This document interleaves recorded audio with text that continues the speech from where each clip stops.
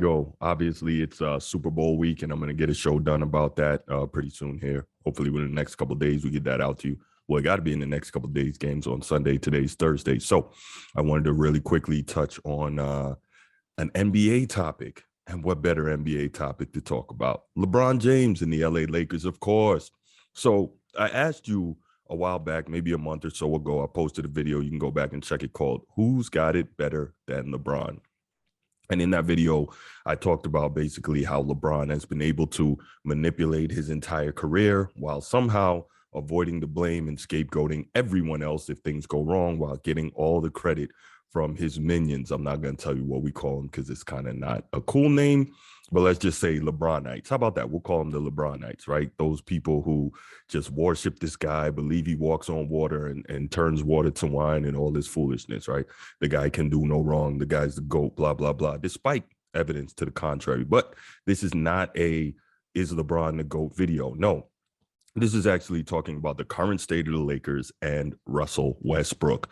So if you remember this past offseason, the Lakers traded to get Russell Westbrook from Washington and bring him over to have a third guaranteed Hall of Famer on the roster to pair with LeBron James, Anthony Davis, in hopes of winning another championship. Now, the funny thing about that is the original deal was supposed to be with the Kings to get another shooter, which LeBron has traditionally loved, in Buddy Hield, right? One of the better shooters in the league.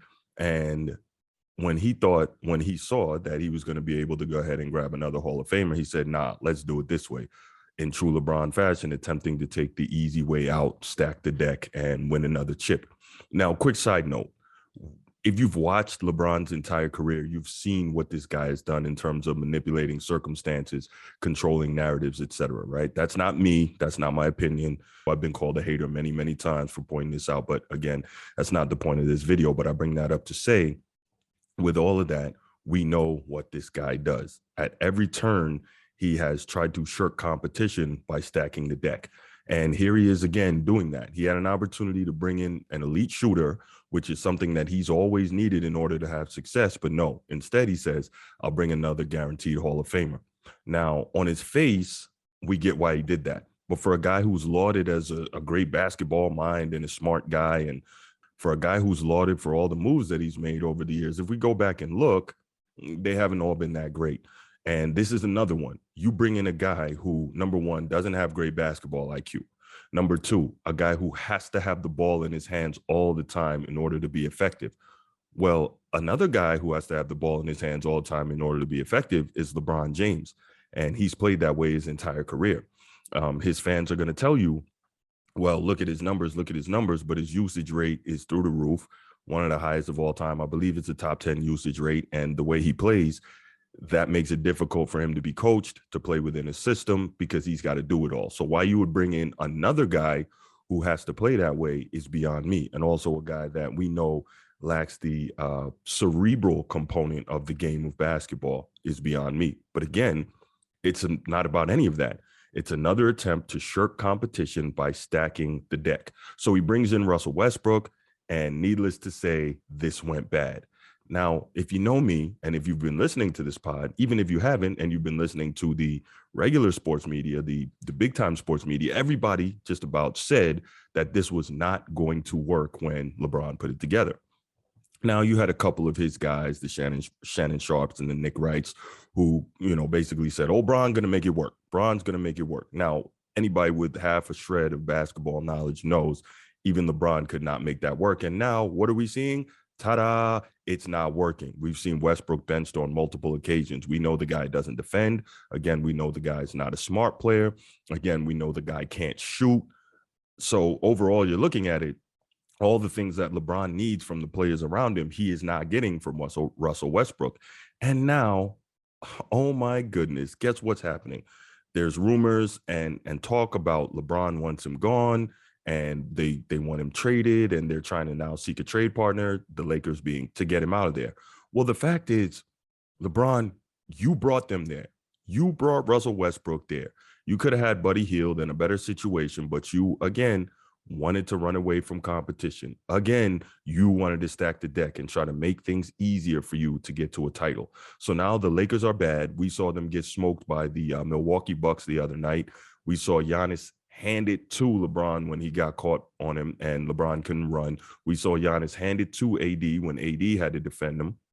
And so what did we see? I think a 20-point blowout or close to it, 131, 116, I believe, 136, 116. And the Bucks ran away with that game easily. Last night, we saw the Blazers beat the Lakers by 2. And this is not even a Blazers team that has Dame Lillard on the floor. So we look at this and we see the Lakers are terrible. This is clearly LeBron James's fault. But you know what's the funny thing? The LeBron people are going to tell you, look at what LeBron is doing. We've never seen a player this great, this late into his career. LeBron is stacking up the numbers. And what are those numbers giving them? Nothing, because they're terrible when he's on the floor. The plus minus, I believe, is the worst of his career. Of course, he's shooting well from the floor. He's about to lead the league in scoring again. Why is he about to lead the league in scoring again? And what does that mean? It doesn't mean anything because his team is consistently losing, but to him, it means something. Why? Because he's chasing Kareem Abdul-Jabbar's all-time NBA scoring record. You know, I have a cousin, love you, Drew, and this guy he and I have been watching hoops. We're about maybe a year apart in age, and we've been watching hoops together since the 80s. We've been playing against each other forever. Drew was a really good player. I know he knows the game. Okay, with that said, this is a guy who loves the term compiler. And what do we mean by compiler? He used that term to talk about guys like Kareem or other dudes like that who continue to put up numbers into their old age that don't mean anything. Well, that's funny because he calls Kareem a compiler. Kareem wasn't going for 30 every night late in his career. And late into Kareem's career, he was playing in the NBA Finals. LeBron won't be doing that this year. But LeBron is compiling. He's making sure he gets his 30. He's making sure he leads the league in scoring because he's chasing Kareem's record. He's compiling. Thanks for that word, Drew. But anyway, I say all that to say, this is just watching this nonsense go on. It's amazing to me that we're hearing the media, the fans, everyone lambaste Russell Westbrook for being what we always knew he was and not doing what we always knew he couldn't. But then you turn around and this is a guy who is just being himself, which LeBron and AD told him to be. Russ just got to be Russ, right? That's what we said. Oh, we just tell Russ, believe in yourself and keep on and keep being Russ. Okay, you do that. But then guess what? Here's the problem. You let Russ be Russ. You can't win that way. And now you've got LeBron putting up these fantastic numbers that his minions are all touting. Oh, look how great his numbers are. That don't mean anything. And then he's probably, if he can stay healthy long enough, going to pass Kareem Abdul-Jabbar and be the all-time leading scorer in the history of the game. And people are going to think that makes him something he's not. So let's review before I get out of here. At the end of the day, LeBron is not the great GM that people think he is. LeBron is not the great competitor that people think he is. LeBron has been a master of manipulation of circumstances and narrative throughout his career. LeBron is losing and having a terrible year with the Los Angeles Lakers, but LeBron is also putting up fantastic numbers in year 19. We've never seen anything like it. Well, LeBron, who's got it better than you?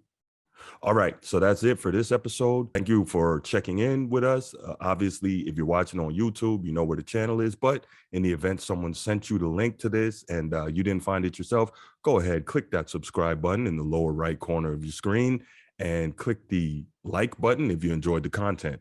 Also, go ahead and click that bell so you can be notified when new content comes out. Appreciate that. If you want the audio version only of the podcast, check it out right here on the screen. We're available in all these locations, but we're also located pretty much wherever you get audio podcasts. So wherever you get yours, just type in The Format Podcast. We should come right up. If your platform allows you to, please give us that 5-star rating. That 5-star rating helps us move up in the algorithm, helps us to be easier to find for podcast listeners. And also, if you really enjoyed the show and you know other sports fans who you think might, go ahead, share it with them. Don't keep it to yourself. All right. Thanks a lot. We'll be back next time, and I'm out. Peace.